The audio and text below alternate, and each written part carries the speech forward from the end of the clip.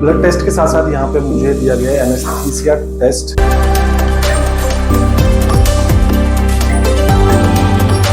दोस्तों, किसी भी इंसान की पर्सनैलिटी में एक बड़ा ही इम्पोर्टेंट फैक्टर होता है और वो फैक्टर सीधा हमारे सर पे होता है और उस फैक्टर को लोग हेयर्स के नाम से जानते हैं। और मैं आप सभी को बता दूं, चाहे आप शोबिज़ में हो चाहे आम जिंदगी में, बालों की भूमिका बड़ी अहम होती है। ये बाल ही हैं जो एक 65 साल के इंसान को भी 35 साल का इंसान दिखा सकते हैं और एक 35 साल के बंदे को भी थोड़ा सा बुढ़ा दिखा सकते हैं। तो ये तो कहीं ना कहीं फैक्टर दिमाग में जरूर मौजूद होता है। तो बालों की ग्रोथ के लिए और बालों की हेल्थ के लिए बहुत जगह हम जाना प्रेफर करते हैं। कई बार हम दादी नानी के नुस्खे लगाते हैं और कितने भी नुस्खे, कई बार वो नुस्खे फेल हो जाते हैं। कई बार इसकी वजह हमारे जेनेटिक्स हो जाते हैं। तो कई मर्तबा होता है ना कि कुछ बीमारियां या कुछ ऐसे जिंदगी में कुछ ऐसी चीजें आपके साथ बीती हों जिसकी वजह से शायद हेयर की जो हेल्थ है वो उतनी अच्छी रह नहीं पाती। तो क्या करें? बहुत सारे इलाज ढूंढने के बाद फाइनली जब हम डिसीजन लेते हैं तो हमें एक डिसीजन लेना पड़ता है जिसे लोग हेयर ट्रांसप्लांट के नाम से जानते हैं। लेकिन जब बात हेयर ट्रांसप्लांट की जाए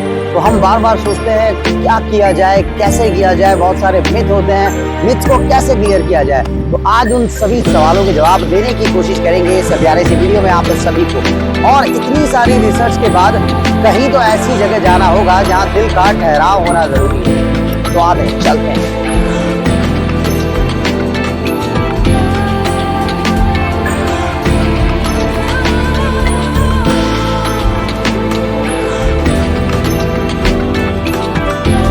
सो गाइस, हेयर्स के सोल्यूशन के लिए हमने भी एक ही जगह प्रेफर किया। बहुत सारे अच्छे रिव्यूज और बहुत सारी रिसर्च करने के बाद हम फाइनली पहुंच गए हैं स्किन विन हेयर सोल्यूशन। तो सोल्यूशन के लिए मैं आप सभी को बता दूं, सोल्यूशन हमें चाहिए, मिथ्स भी क्लियर करने हैं। ट्रांसप्लांट कितना इजी, कितना मुश्किल रहने वाला है, सभी सवालों के जवाब इस वीडियो में आपको मिलने वाले हैं। Hello ma'am, very good morning. And मैं चाहता हूं कि आज मेरे बाल भी गुड मॉर्निंग है ना, मतलब स्किन विन पे हम लोग हैं तो मैंने यही सुना है कि हेयर सोल्यूशन सभी तरह के यहाँ मिल जाते हैं। So ma'am, skin win hair solutions की बात जब हम करते हैं तो किस तरह से सोल्यूशन दिया जाता है प्लीज? सर देखिए, हमारे पास कई तरह की क्वारीज आती है। हमारे जो डॉक्टर है कृतिका वालिया, वो आपको ब्रीफ में समझा पाएंगे। तो गाइज, डॉक्टर कृतिका वालिया जो कि यहाँ एक्सपर्ट है, थैंक यू सो मच। तो सीधा उनकी तरफ ही रुख कर लिया जाए। तो आइए आपको लिए चलते हैं डॉक्टर कृतिका वालिया की तरफ। लेकिन मैं आपको बता दूं, हेयर सोल्यूशन जो आज होने वाला है ना, वो मेरा नहीं होने वाला। तो आपसे जिनका होने वाला है, आगे की बातें आपसे वही करने वाले हैं। ये एक बार फिर से स्वागत है देसी बॉय के व्लॉग्स की इस वीडियो में आप सभी का। तो चलिए आपको मिलवाते हैं डॉक्टर साहिबा से, और उनका नाम है रितिका वालिया जो कि एक एक्सपर्ट है। तो लेके चलते हैं आपको उनकी तरफ। Hi everyone, this is Dr. Ritika Walia. I am an aesthetic physician and I treat all the skin and hair problems which are stopping you looking best at your age. Be it pigmentation, dark spot, acne, hair fall, wrinkles. For everything we have a solution and everything is customized according to the need of the client. Keeping the client as a priority according to their needs and according to the budget they are planning. Ma'am, हमने सुना है कि there are two techniques of hair transplantation, Yes. like FUT and FUE. So which one is preferred? Like what is the best technique that we should go ahead with? FUT was generally used earlier. उसमें scar tissue buildup हो जाता है. Now generally we do not do FUT, we do FUE, which is follicular unit extraction. इसमें single hair unit extract करके उन्हें implant किया जाता है. इसमें स्कार आपके डोनर एरिया में बिल्कुल भी नहीं बनता है और आप complete donor area naturally heal होता है। एंड जो इम्प्लांटेड जगह है वहाँ पर भी आपके हेयर कम्प्लीटली नेचुरल आते हैं। कम्प्लीटली उनका जो डायरेक्शन होता है वो भी वैसा है जैसे आपके नॉर्मल हेयर का होता है। ट्रांसप्लांट ठीक से किया जाए, अगर स्किल यूज ठीक से करी जा रही है, अगर हम प्री ऑपरेटिव आपके टेस्ट अच्छे से कर रहे हैं, पेशेंट फिट है कम्प्लीटली सर्जरी के लिए और आफ्टर केयर भी अच्छे से कर रहा है, तो इसमें कोई भी रिस्क नहीं है। मेडिकली अगर पेशेंट फिट है and we are following all the precautions during the surgery, तो it is completely risk free. हमारे यहाँ पे we completely sterilize the OT, we have ICU setup जिसमें अगर क्लाइंट को कोई भी इशू होता है तो वी कैन हैंडल इट।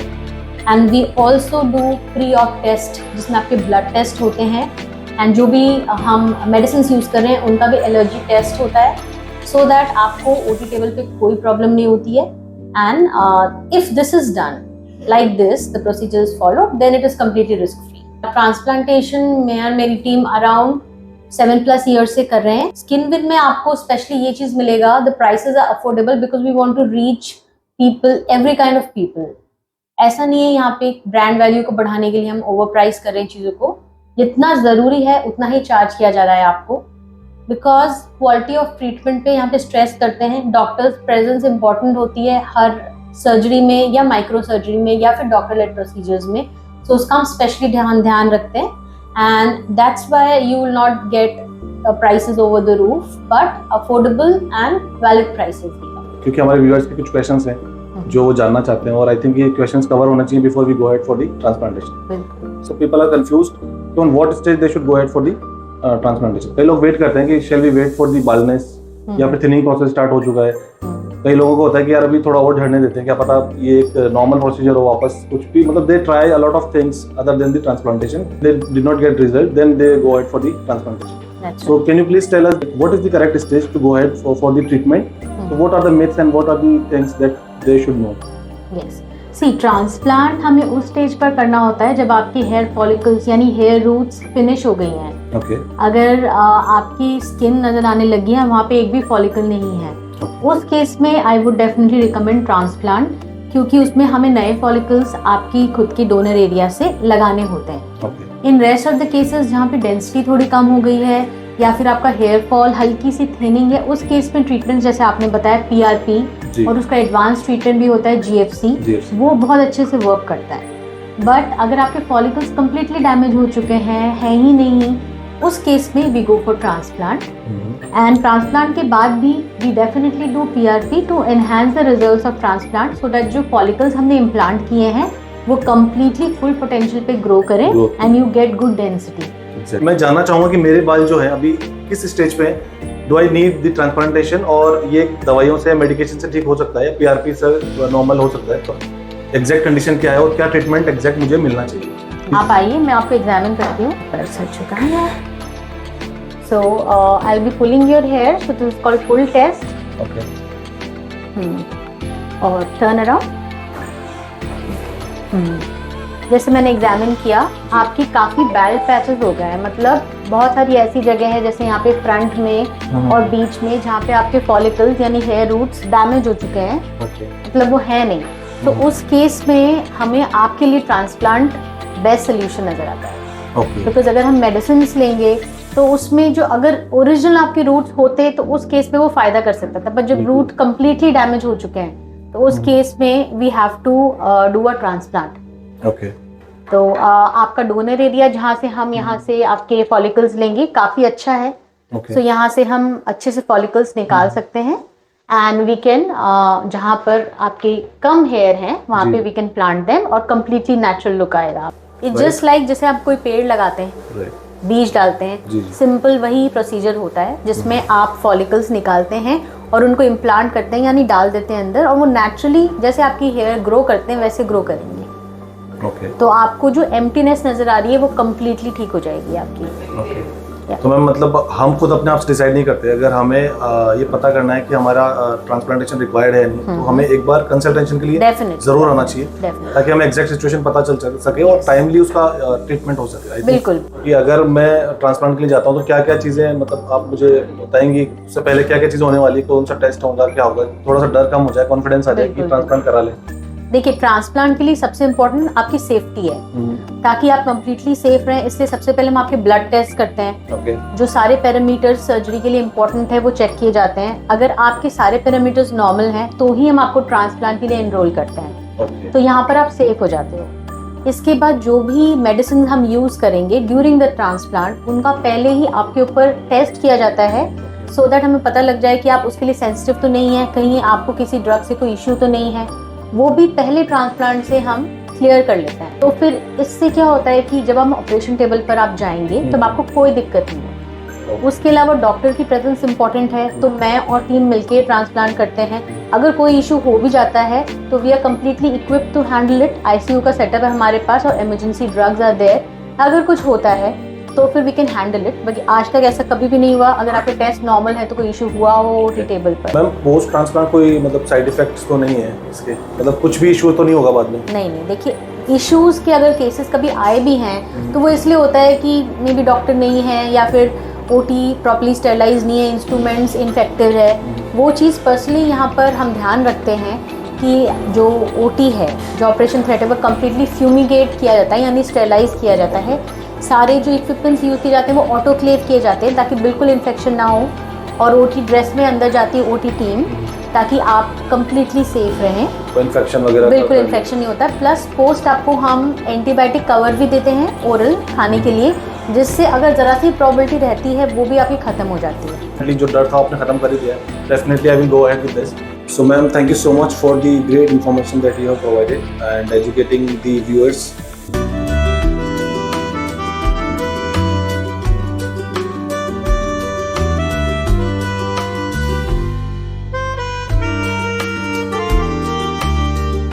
अगर जो भी बीपी शुगर या किसी भी चीज़ की आप दवाई ले रहे हैं तो ट्रांसप्लांटेशन के अंदर आप अवॉइड नहीं कर सकते।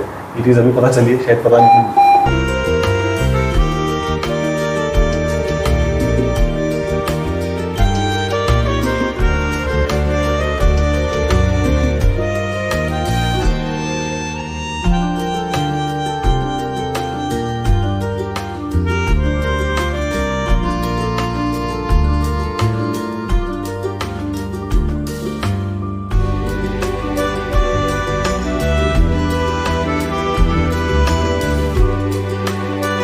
कैसा फील कर रहे हैं? Much better. ओके, अब आप अपनी हेयर लाइन एक बार देखिए जी मिरर में, एंड आपको बिल्कुल ठीक लग रहा है? आपको कोई चेंजेस चाहिए इसमें? तो मैम टेक्निकल टीम से मेरी बात हुई थी, उन्होंने like they did a fantastic job, तो मुझे इसमें कुछ कमी लग नहीं रही है। हाँ, मेरे हिसाब से भी बिल्कुल ठीक है, कम्प्लीटली प्रोपोर्शनेट है फ्रॉम बोथ द साइड्स, और आपकी डेंसिटी बहुत अच्छी आएगी।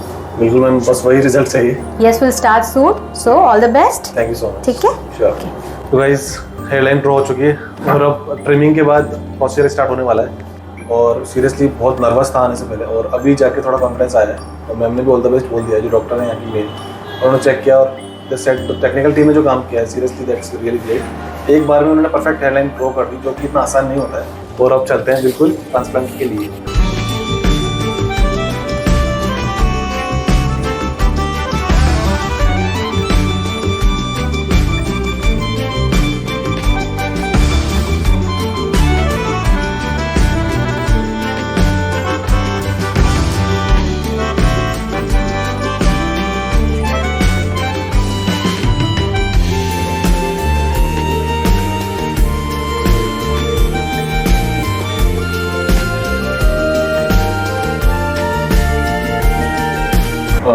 हेयरलाइन प्रॉपर दिख रही है जो ड्रॉ की गई है, और अभी होने वाला है trimming just done and now we are going for the head wash. उसके बाद प्रोसीजर स्टार्ट होगा और बाकी सारी चीज़ें होंगी, तो आपको दिखाते रहेंगे हर एक चीज़, हर एक स्टेप के बारे में कि पूरा प्रोसेस ट्रांसप्लांटेशन का, और यहाँ पे स्किन विन पे किस तरह हर चीज़ का ध्यान रखा जा रहा है, आप लाइव देख सकते हैं। तो चलिए।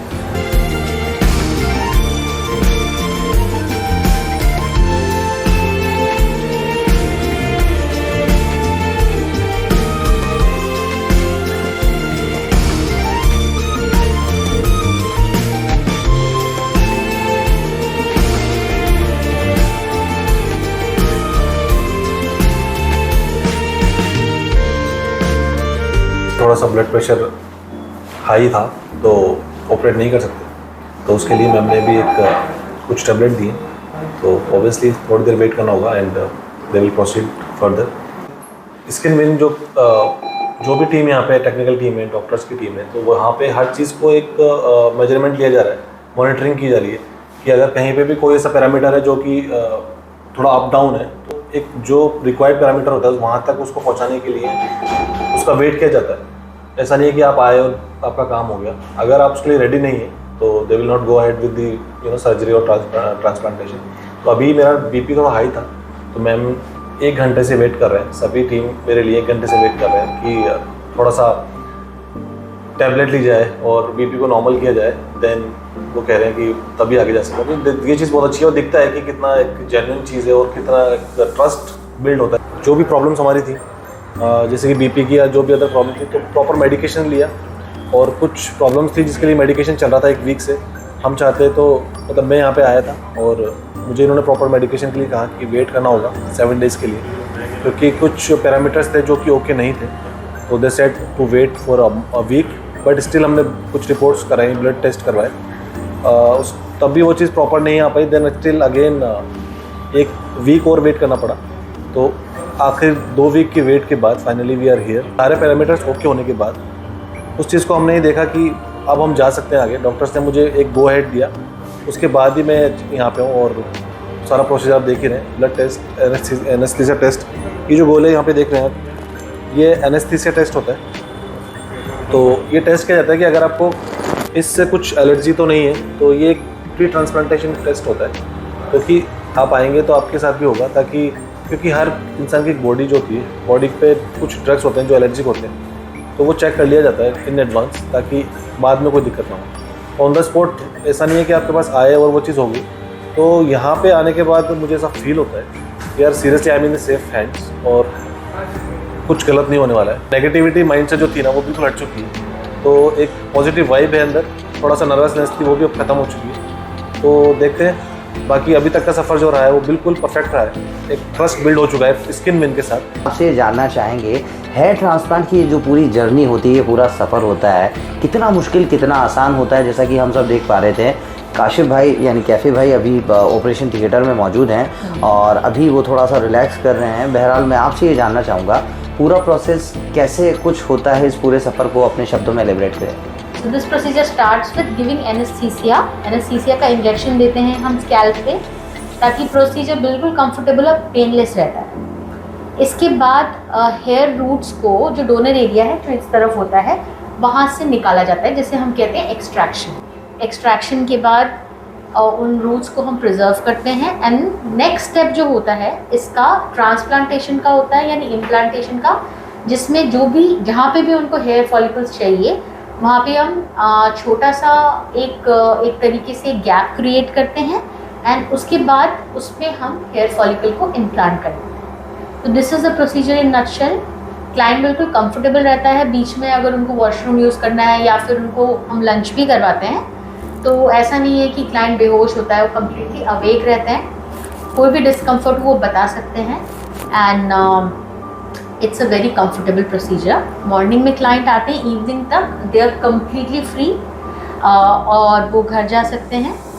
उसके बाद what we suggest is 7 days का थोड़ा सा रेस्ट पीरियड। बेड रेस्ट बिल्कुल नहीं होता है, वो काम पे भी जा सकते हैं, बट कुछ प्रिकॉशंस होते हैं, जैसे लेटने की, सोने की पोजीशन हम बताते हैं ताकि ग्राफ्ट डैमेज ना हो, और थोड़ा सा धूल मिट्टी पसीने से बचना होता है ताकि इन्फेक्शन ना हो जाए। अराउंड 5 to 7 डेज़ की एंटीबायोटिक्स चलती हैं। Then 3rd to 4th day हम उन्हें बुलाते हैं अपनी क्लिनिक में वापस, जिसमें उनका बैंडेज रिमूव किया जाता है। इस एरिया में बैंडेज लगती है जहाँ से हमने हेयर निकाली, वो रिमूव कर दिया जाता है after 4 days and after 3 to 4 days of bandage removal what we do is head wash करते हैं उनका पूरा। हेड वॉश करने के बाद क्लाइंट अपने आप, जैसे हम इंस्ट्रक्ट करते हैं, खुद घर पे हेड वॉश करते हैं। उससे पहले हेड वॉश परमिटेड नहीं होता। 7 डेज़ के बाद क्लाइंट अपने हिसाब से अपनी पोजीशन पे सो सकते हैं and he can start mild walking, mild exercise, but not heavy exercise. बस डाइट का इसमें थोड़ा सा इंपॉर्टेंट ध्यान रखना है कि न्यूट्रिशियस और ईजिली डाइजेस्टेबल डाइट इनको लेनी है ट्रांसप्लांट के बाद। Then what we do is after 45 days के बाद हम इनका PRP ट्रीटमेंट शुरू करते हैं, और 3 PRP डेफिनेटली हम देते हैं, और अगर ज़्यादा रिक्वायरमेंट हो तो ज़्यादा दे सकते हैं। जो हेयर ग्रोथ है फर्स्ट 3 मंथ्स में थोड़ी सी स्लो रहती है, क्योंकि फर्स्ट 3 मंथ्स में फॉलिकल्स को एडजस्ट करने में थोड़ा सा टाइम लगता है। तो 3 मंथ से 6 मंथ्स का जो पीरियड है वो एक्टिव ग्रोथ पीरियड होता है। 6 मंथ में अप्रॉक्सीमेटली हाफ ग्रोथ आ जाती है and 1 year is a complete growth. इस बीच में 3 से 4 PRP कर सकते हैं and we give tablets to enhance your nutrition, जैसे बायोटिन के सप्लीमेंट्स खाने के लिए, और लगाने के लिए आयनॉक्सिजन या फिर उससे सिमिलर इंग्रेडिएंट्स दिए जाते हैं जो आपके हेयर ग्रोथ को बूस्ट करते हैं। That's it. आप नॉर्मल एक्टिविटीज़ कर सकते हैं हफ्ते से 10 दिन बाद and everything is completely normal. Just आप अपनी डाइट का ध्यान रखना है एंड आपको टाइमली विजिट करना है। जो नॉर्मल लॉस है जिसमें आपके फॉलिकल्स डैमेज नहीं हुए, हम उसमें PRP या फिर ग्रोथ फैक्टर कंसंट्रेट थेरेपी कर सकते हैं। That works very well. साथ में सप्लीमेंट्स एंड लगाने के लिए normally hair growth lotions work well. तो जो PRP थेरेपी होती है स्पेशली उन केसेस में इफेक्टिव होती है जहाँ पे हेयर थिनिंग हो गई है, हेयर इनका फॉल कर रहा है पर अभी हेयर रूट्स एक्टिव हैं, दे आर नॉट डेड। उस केस में PRP उन रूट्स को एक्टिवेट करता है। तो PRP basically is called platelet rich plasma. आपके जो ब्लड में 3 टाइप के सेल्स होते हैं, RBC, WBC एंड प्लेटलेट्स। तो प्लेटलेट्स को हम आइसोलेट कर लेते हैं आपके ब्लड से और उसका एक प्लाज्मा और सीरम बनाया जाता है and we inject it directly into your scalp with help of insulin syringe. तो ये आपकी रूट्स को रिजुवनेट करने का काम करता है और ये ट्रांसप्लांटेशन के बाद भी दिया जाता है। सेकेंड ट्रीटमेंट जो होता है वो ग्रोथ फैक्टर कंसंट्रेट थेरेपी यानी GFC थेरेपी होती है। ब्लड उसमें उसी तरीके से एक्सट्रैक्ट किया जाता है पर जो प्लाज्मा रेडी होता है उसमें आपके ग्रोथ फैक्टर्स होते हैं। ग्रोथ फैक्टर्स जो हैं वो कम्प्लीटली ये प्लाज्मा ए सेलर होता है।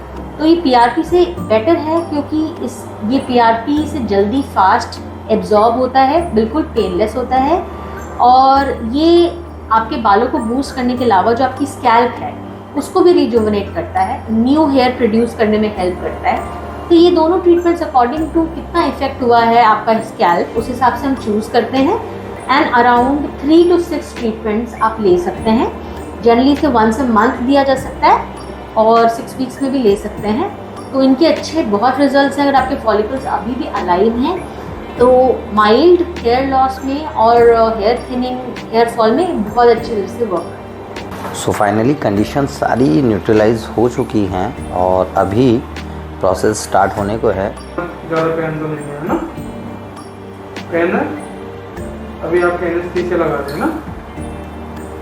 पेन है? कंफर्ट हो? ठीक है, कंफर्टेबल।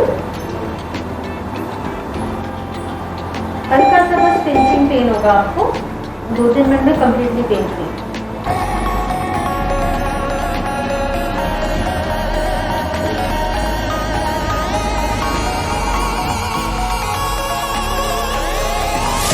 आपका ट्रांसप्लांट चल रहा होगा, आपको बिल्कुल एक तरफ बिठा दिया जाए, बीच में लंच ब्रेक भी होता है। यहीं से स्किन की तरफ से हमें प्रोवाइड किया गया है छोला कुलचा, बहुत अच्छा टेस्टी।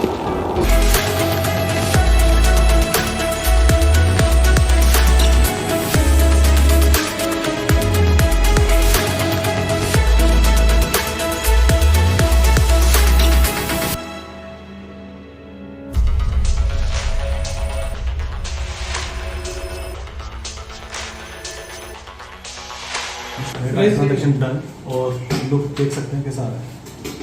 तो I am fully satisfied with this.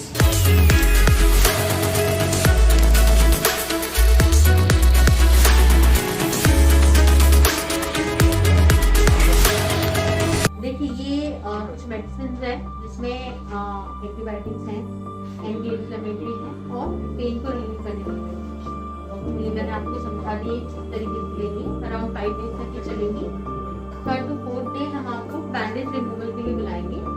आपकी प्रिकॉशंस बस ये है कि जैसे स्लीपिंग पोजीशन मैंने आपको बताई है स्ट्रेट होनी चाहिए ताकि रात को ऐसे ना पड़े एंड न्यूट्रिशन अच्छे से लेना है आपको एंड मेडिसिन टाइम पे लेनी है and rest everything is fine. You can carry out your daily activities but exercise and workout all normal है जिसको आपको स्प्रिंकल करना है और भी ग्राफ रहेगा ताकि आपकी ग्राफ ड्राई ना हो।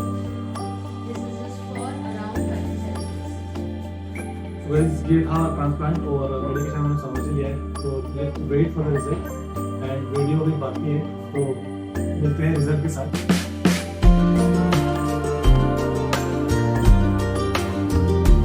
तो गाइज आज है हमारा ट्रांसप्लांट का 5वां दिन और आज आए हैं हम हेड वॉश के लिए। तो आपको दिखाते हैं हेड वॉश 5 दिन बाद क्या रहता है। तो गाइज अभी आप देख सकते हैं बालों के अंदर थोड़ा सा ब्लैक डॉट दिख रहे होंगे। तो हेड वॉश के बाद देखते हैं कैसा लुक होने वाला है। तो आज 5वें दिन के बाद हेड वॉश होने वाला है और देखते हैं कैसा लुक आता है। उसके बाद धीरे धीरे आपको दिखाएंगे रिजल्ट्स। तो गाइज जैसा कि बताया था डे 5 को होने वाला है हेड वॉश हमारा, और चलते हैं हेड वॉश रूम के अंदर और करवाते हैं अपना हेड वॉश।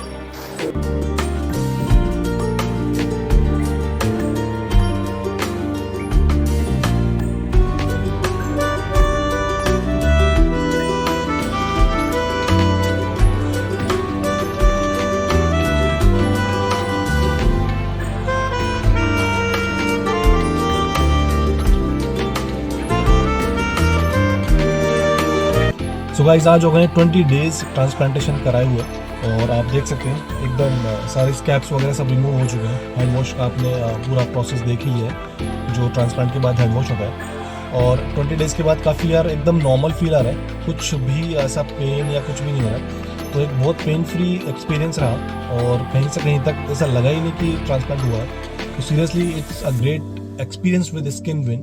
सो गाइज आप भी चाहते हैं एक इसी तरह का एक्सपीरियंस लेना, एक परफेक्ट हेयर ट्रांसप्लांट के लिए आप आइए स्किन विन और आप स्क्रीन पे नंबर जो आ रहा है इस पर कॉन्टेक्ट कर सकते हैं। उम्मीद करता हूँ ये वीडियो आपको अच्छा लगा होगा और इसके अलावा आपका कोई भी मन में क्वेश्चन हो या कुछ भी डाउट हो तो आप कमेंट बॉक्स में लिख के मुझे बता सकते हैं और आपके क्वेश्चन का आंसर जरूर दिया जाएगा। तो अगर चैनल पे नए हैं तो गाइस चैनल को जरूर सब्सक्राइब करें और वीडियो को लाइक करें एंड शेयर करें as much as you can. Thank you so much for watching. Bye.